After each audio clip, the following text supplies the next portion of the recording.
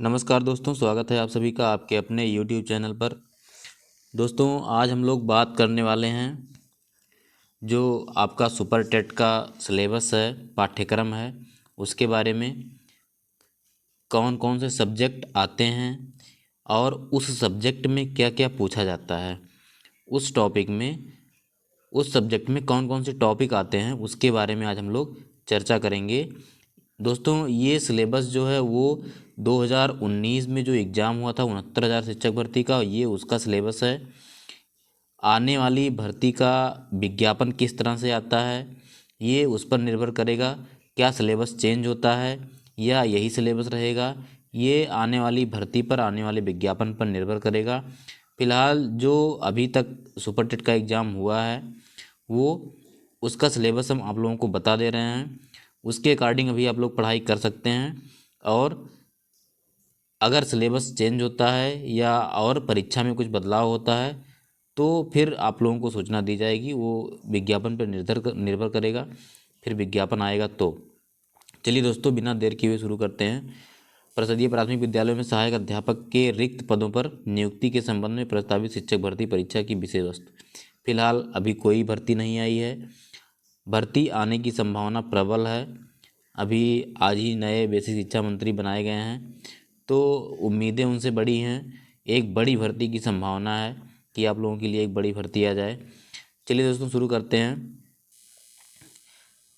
विषय वस्तु का स्तर पहले देखते हैं। भाषा हिंदी व अंग्रेजी, विज्ञान, गणित, पर्यावरण एवं सामाजिक अध्ययन कक्षा 12 स्तर तक का आएगा। शिक्षण कौशल बाल मनोविज्ञान, शिक्षा सूचना तकनीक, जीवन कौशल, प्रबंधन एवं अभिवृत्ति, डीएलएड पाठ्यक्रम स्तर पर। हम आप लोगों को पहले भी बता चुके हैं कि साइकोलॉजी को पढ़ने के लिए आप बीटीसी की बुक जो एससीईआरटी वाली आती है उसको आप पढ़ लीजिए। 2 3 4 बुक जो हैं उसी में से आपको क्वेश्चन मिल जाएंगे।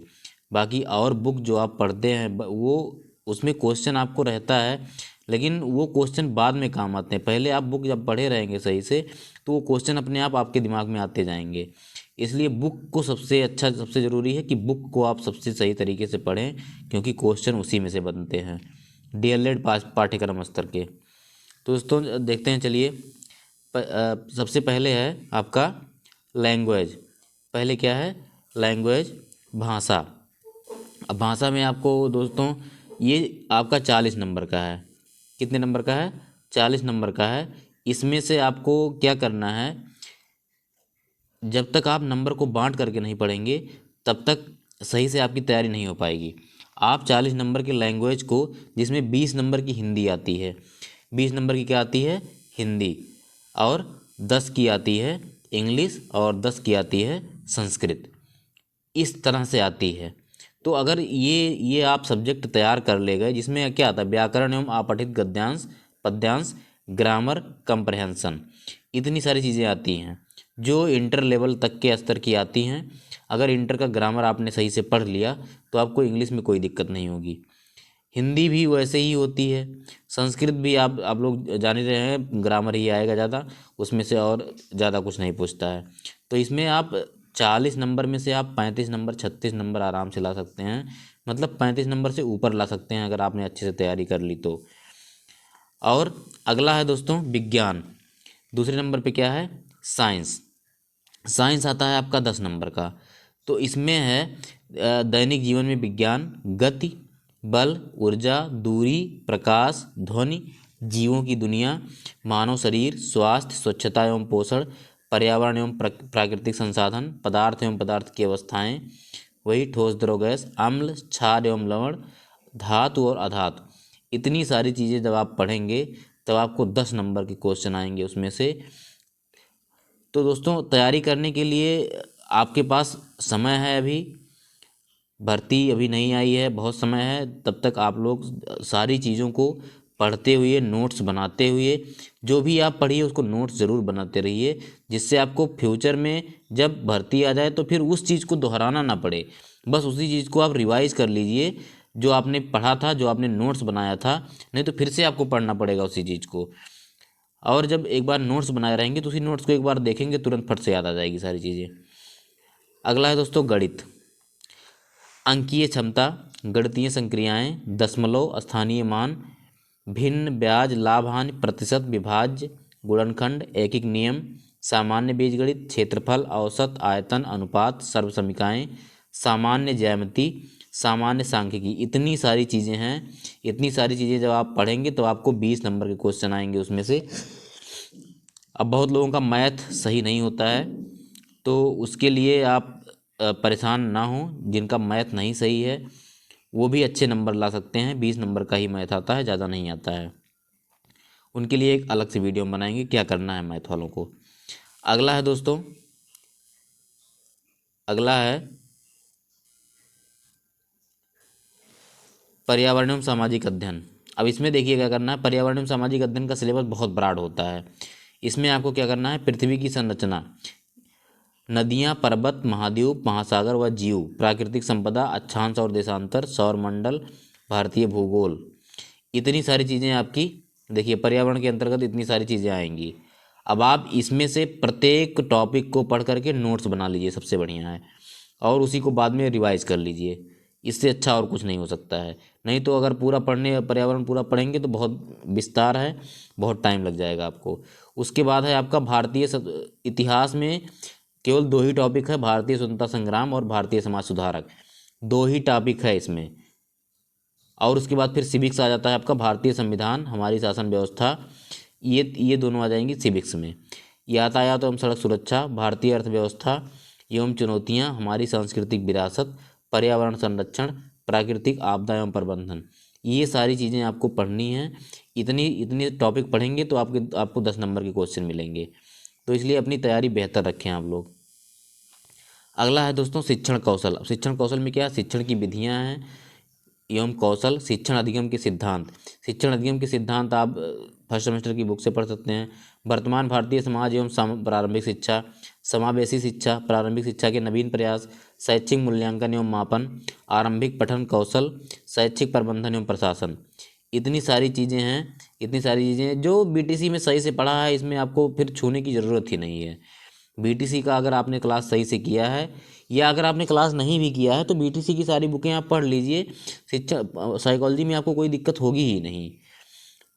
ये 10 नंबर का है। फिर अगला है बाल मनोविज्ञान।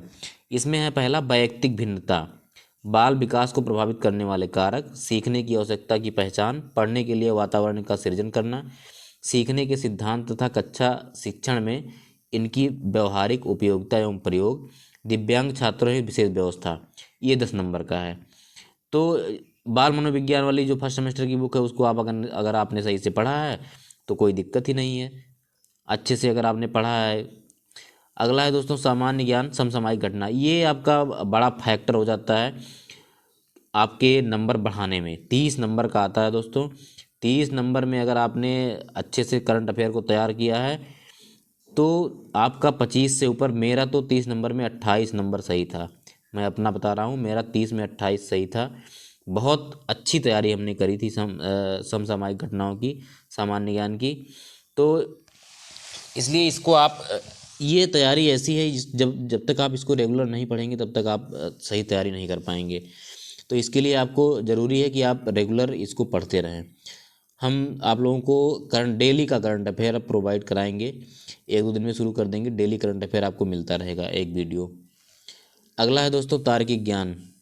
सामान्य ज्ञान और समसामयिक घटनाओं में समसामयिक महत्वपूर्ण घटनाएं, अंतर्राष्ट्रीय राष्ट्रीय प्रदेश से संबंधित महत्वपूर्ण घटनाएं, स्थान व्यक्तित्व रचनाएं, अंतर्राष्ट्रीय तथा राष्ट्रीय पुरस्कार, खेलकूद, भारतीय संस्कृति एवं कला, इतनी सारी चीज़ें से क्वेश्चन बनते हैं 30 नंबर के। तार्किक ज्ञान में क्या है दोस्तों, ये तार्किक ज्ञान मतलब रीजनिंग। इसमें एनालॉग है, असर्टेन एंड रीजन है, बाइनरी लॉजिक है, classification, clock and calendar, coded, ये सब चीज़ें हैं। कोडिंग डिकोडिंग है, क्रिटिकल रीजनिंग है, क्यूब्स एंड डाइस है, डाटा इंटरप्रेशन है, प्रेशन है, डायरेक्शन है, सेंस टेस्ट और grouping and selections, inferences, letter series, number series, puzzles, symbols and notations, Venn diagrams, इतनी सारी चीज़ें हैं 5 नंबर की। जब इतनी सारी चीज़ें आप पढ़ेंगे रीजनिंग में तो आपको मिलेंगे 5 नंबर के क्वेश्चन। तो इसकी भी तैयारी होना ज़रूरी है। एक एक नंबर आपके सुपर टेट के इम्पॉर्टेंट होते हैं, इसलिए आप लोग कोई भी टॉपिक, अभी आपके पास टाइम है, कोई भी टॉपिक छोड़े ना। अगला है दोस्तों सूचना तकनीकी। ये आपका कंप्यूटर हो जाता है। शिक्षण कौशल विकास, कक्षा शिक्षण तथा विद्यालय प्रबंधन के क्षेत्र में सूचना तकनीकी, कंप्यूटर, इंटरनेट, स्मार्टफोन, OER। उसके बाद में शिक्षण में उपयोगी ऐप्स, डिजिटल शिक्षण सामग्री के उपयोग की जानकारी। इतनी सारी चीज़ें आप जब पढ़ेंगे तो 5 नंबर के क्वेश्चन मिलेंगे आपको। अगला है जीवन कौशल प्रबंधन एवं अभिवृत्ति। इसमें क्या है, व्यावसायिक आचरण एवं नीति, प्रेरणा, शिक्षक की भूमिका और संवैधानिक और मानवीय मूल्य, दंड एवं पुरस्कार, व्यवस्था का प्रभावी प्रयोग। इतनी सारी चीज़ें जब आप पढ़ेंगे तो आपको 10 नंबर के, कुल मिला जुला के जो साइकोलॉजी का पोर्शन है उसमें से आपको 10, बाल मनोविज्ञान 10, शिक्षण कौशल 10, मतलब तीनों मिला करके 30 नंबर के क्वेश्चन आपके बनेंगे। तो इसकी भी तैयारी अगर आपने अच्छे से करी है तो 30 नंबर में नहीं, अगर आपके 25 आ रहे हैं तो 22, 23, 24, जो अच्छे से पढ़ा है उसके 25 भी बन सकते हैं। लेकिन 25 से ऊपर आना इसमें आसान नहीं है। बहुत अच्छे से मेहनत करेगा उसके आ सकते हैं 25 से ऊपर, क्योंकि क्वेश्चन इसमें अच्छे होते हैं और घुमाने वाले क्वेश्चन होते हैं। इसलिए अभी आपके पास समय है, अभी आपके पास टाइम है, आप लोग अपनी तैयारी बनाए रखिए। एक बड़ी भर्ती ज़रूर आएगी आप लोगों के लिए, क्योंकि संख्या बहुत ज़्यादा हो गई है, कई बैच पीछे हैं। इसलिए उम्मीद यही है कि भर्ती आएगी और आप लोग जल्दी से जल्दी टीचर बनेंगे। और दोस्तों अगर आप लोगों को कोई दिक्कत हो, कोई भी समस्या पढ़ाई से संबंधित या भर्ती से संबंधित या सुपर टेट से संबंधित कोई भी अगर आपको समस्या हो तो आप लोग बेहिचक हमसे पूछ सकते हैं, कमेंट करके बता सकते हैं। किसी भी तरह की अगर आप लोगों को हेल्प चाहिए तो हम पूरी तरह से मदद करने के लिए तैयार हैं आपकी। हम जिस तरह से टीचर बने हैं उसी तरह से आप लोग भी टीचर बने और जल्दी से जल्दी आप लोग बेसिक में आएँ। दोस्तों अगर वीडियो अच्छा लगा हो तो लाइक और चैनल को सब्सक्राइब जरूर कर लीजिएगा। और ये जो पाठ्यक्रम का वीडियो है ये आप लोग अपने दोस्तों के साथ भी शेयर कीजिएगा, जिससे सबको पता चल सके कि कौन कौन सा किस तरह का सिलेबस है, कितना कितना आने वाला है। चलिए दोस्तों वीडियो को ख़त्म करते हैं, तब तक के लिए बहुत बहुत धन्यवाद, आभार।